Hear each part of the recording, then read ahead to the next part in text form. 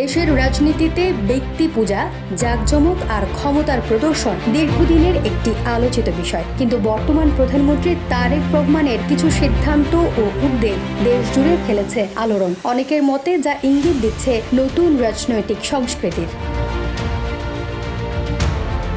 সরকারি অনুষ্ঠান উপলক্ষে ব্যানার, ফেস্টুন কিংবা বিলবোর্ডে প্রধানমন্ত্রীর ছবি ব্যবহারে নিরুৎসাহিত করার নির্দেশ তার একটি গুরুত্বপূর্ণ পদক্ষেপ। পরিবর্তে অনুষ্ঠানের মূল উদ্দেশ্য ও বার্তাকে প্রধান দেওয়ার কথা বলেছেন তিনি। একই সঙ্গে সরকারি অফিস, শিক্ষা প্রতিষ্ঠান এবং অন্যান্য দপ্তরে বাধ্যতামূলকভাবে রাজনৈতিক নেতাদের ছবি টানানোর সংস্কৃতি থেকেও সরে আসার কথা উল্লেখ করেছেন তিনি।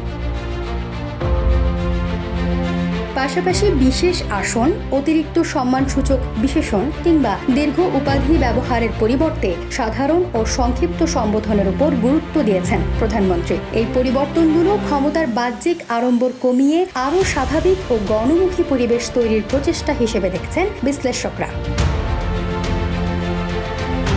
সবচেয়ে বেশি তারেক রহমানের যে বিষয়টি নজর কেড়েছে তা হচ্ছে সরকারি গাড়ির পরিবর্তে ব্যক্তিগত গাড়ি ব্যবহার, অপ্রয়োজনীয় সরকারি ব্যয় কমানো, বিদেশ সফরে প্রতিনিধি দলের আকার ছোট করা এবং সরকারি অর্থের সাশ্রয়ের মতো বিভিন্ন উদ্যোগ। এছাড়া দেশীয় পণ্য ব্যবহারে উৎসাহ, দীর্ঘ সময় অফিসে কাজ করা এবং বিরোধী দলের প্রতি সৌজন্যমূলক আচরণ মুগ্ধ করেছে সবাইকে।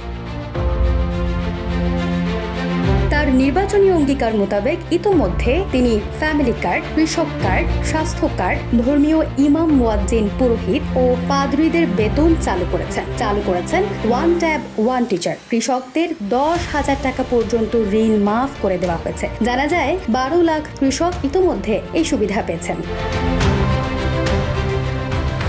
তারেক রহমানের নেতৃত্বে একটি নতুন রাজনৈতিক ধারার সূচনা হয়েছে। বিশ্লেষকরা মনে করেন ব্যক্তিকেন্দ্রিক রাজনীতি থেকে তারেক রহমানের নেতৃত্বে একটি নতুন রাজনৈতিক ধারার সূচনা হয়েছে। বিশ্লেষকরা মনে করেন ব্যক্তিকেন্দ্রিক রাজনীতি থেকে সরে এসে প্রতিষ্ঠান, সুশাসন, মিতব্যয়িতা এবং গণমুখী প্রশাসনের দিকে অগ্রসর হওয়াই ভবিষ্যতের পথ।